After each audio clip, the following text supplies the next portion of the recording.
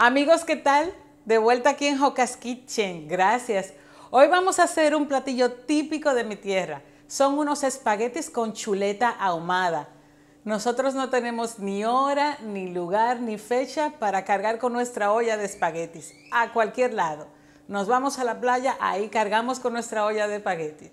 Si salimos de viaje, alguien así bien chistoso nos dice, ¿trajeron su olla de espaguetis? Bueno, es muy chistoso, pero es delicioso. Nos encanta. Yo le voy a mostrar ahora cómo lo voy a hacer. También voy a utilizar productos frescos y una salsa bien cremosa. Les va a encantar. Vamos a comenzar.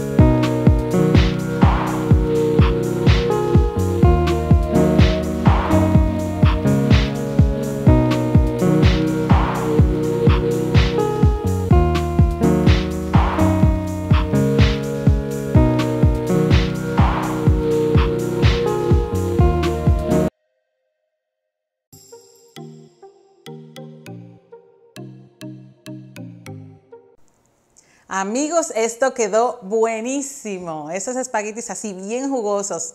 Bueno, yo siempre espero sus comentarios. Espero que también esta receta les guste. Les quería decir que no siempre lo hacíamos con la chuleta ahumada. A veces variamos y le ponemos salami, ya sea del tradicional o también ahumado. Le da un toque diferente también. El caso aquí es que hacen su sofrito igual con el salami, como vieron con las chuletas. También sus ingredientes frescos, pero el caso es que le quede cremoso al final.